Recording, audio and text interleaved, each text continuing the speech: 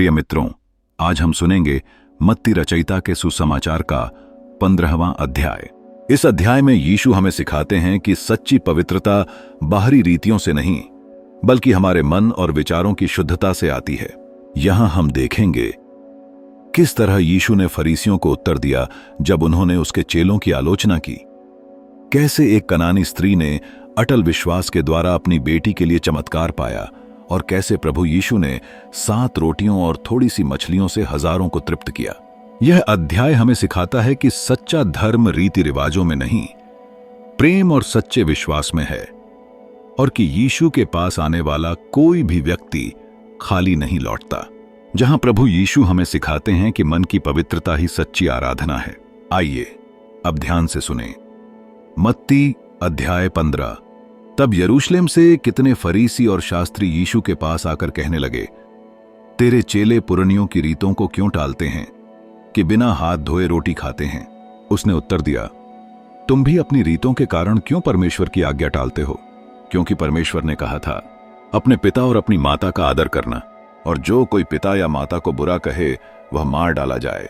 पर तुम कहते हो कि यदि कोई अपने पिता या माता से कहे, जो कुछ तुझे मुझसे लाभ पहुंच सकता था वह परमेश्वर को भेंट चढ़ाई जा चुकी, तो वह अपने पिता का आदर न करे। इस प्रकार तुमने अपनी रीतियों के कारण परमेश्वर का वचन टाल दिया है। हे कपटियों, यशायाह ने तुम्हारे विषय में यह भविष्यवाणी ठीक की। ये लोग होठों से तो मेरा आदर करते हैं, पर उनका मन मुझसे दूर रहता है, और ये व्यर्थ मेरी उपासना करते हैं, क्योंकि मनुष्यों की विधियों को धर्मोपदेश करके सिखाते हैं। फिर यीशु ने लोगों को अपने पास बुलाकर कहा, सुनो और समझो, जो मुंह में जाता है वह मनुष्य को अशुद्ध नहीं करता, पर जो मुंह से निकलता है वही मनुष्य को अशुद्ध करता है।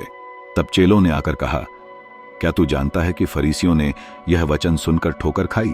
भी उसने उत्तर दिया, हर पौधा जो मेरे स्वर्गीय पिता ने नहीं लगाया उखाड़ा जाएगा।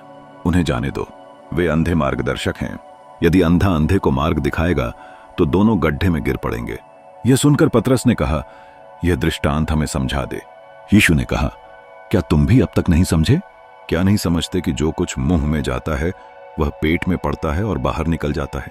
पर जो कुछ मुंह से निकलता है वह मन से निकलता है, और वही मनुष्य को अशुद्ध करता है। क्योंकि बुरी चिंताएं, हत्या, परस्त्रीगमन, व्यभिचार, चोरी, झूठी गवाही और निंदा मन ही से निकलती हैं। यही बातें मनुष्य को अशुद्ध करती हैं। परंतु हाथ बिना धोए भोजन करना मनुष्य को अशुद्ध नहीं करता। यीशु वहां से निकलकर सूर और सईदा के देशों की ओर चला गया। वहां की एक कनानी स्त्री आई और चिल्लाकर कहने लगी, हे प्रभु, दाऊद की संतान, मुझ पर दया कर, मेरी बेटी को दुष्टात्मा बहुत सता रहा है। पर यीशु ने कुछ उत्तर न दिया। उसके चेलों ने आकर कहा, इसे विदा कर, क्योंकि यह हमारे पीछे चिल्लाती आती है। उसने उत्तर दिया, मैं इस्राएल के घराने की खोई हुई भेड़ों के सिवा और किसी के पास नहीं भेजा गया हूं। वह स्त्री आई और उसके सामने झुककर कहने लगी, हे प्रभु, मेरी सहायता कर। यीशु ने कहा, लड़कों की रोटी लेकर कुत्तों के आगे डालना अच्छा नहीं। उसने कहा, सत्य है प्रभु, पर कुत्ते भी वह चूर चार खाते हैं जो उनके स्वामियों की मेज से गिरते हैं। यीशु ने कहा, हे स्त्री, तेरा विश्वास बड़ा है, जैसा तू चाहती है तेरे लिए वैसा ही हो। और उसकी बेटी उसी घड़ी से चंगी हो गई। फिर यीशु वहां से चलकर गलील की झील के पास आया और पहाड़ पर चढ़कर बैठ गया। बहुत बड़ी भीड़ लंगड़ों, अंधों, गूंगों, टुंडों और औरों को लेकर उसके पास आई और उन्हें उसके पांवों पर डाल दिया, और उसने सबको चंगा किया। जब लोगों ने देखा कि गूंगे बोलते, टुंडे चंगे होते, लंगड़े चलते और अंधे देखते हैं, तो वे अचंभे में पड़ गए और इस्राएल के परमेश्वर की बड़ाई करने लगे। यीशु ने अपने चेलों को बुलाकर कहा, मुझे इस भीड़ पर तरस आता है। ये 3 दिन से मेरे साथ हैं और इनके पास खाने को कुछ नहीं। मैं इन्हें भूखा विदा नहीं करना चाहता, कहीं ऐसा न हो कि मार्ग में थक कर रह जाएं। चेलों ने कहा, हम जंगल में कहां से इतनी रोटी पाएंगे कि इतनी भीड़ को तृप्त करें? यीशु ने पूछा, तुम्हारे पास कितनी रोटियां हैं? उन्होंने कहा, 7 और थोड़ी सी छोटी मछलियां। तब यीशु ने लोगों को भूमि पर बैठने की आज्ञा दी।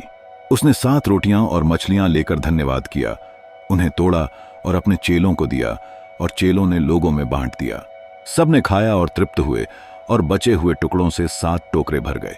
खाने वालों की गिनती 4000 पुरुषों की थी, स्त्रियां और बच्चे छोड़कर।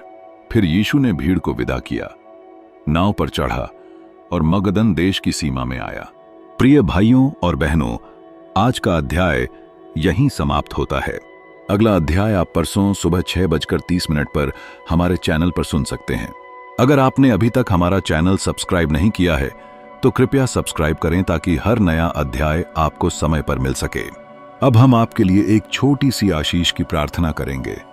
हे प्रभु यीशु, जो भी भाई बहन यह वचन सुन रहे हैं, उन सबको तू अपने पवित्र आत्मा से भर दे। उनके घरों में शांति, उनके जीवन में आशीष और उनके मार्ग में तेरी अगुवाई बनी रहे। हर दुख, हर रोग और हर कमी से तू उन्हें छुड़ाए और तेरे प्रेम में स्थिर बनाए रख। हम यह प्रार्थना प्रभु यीशु मसीह के नाम में करते हैं। आमीन। जय मसीह की।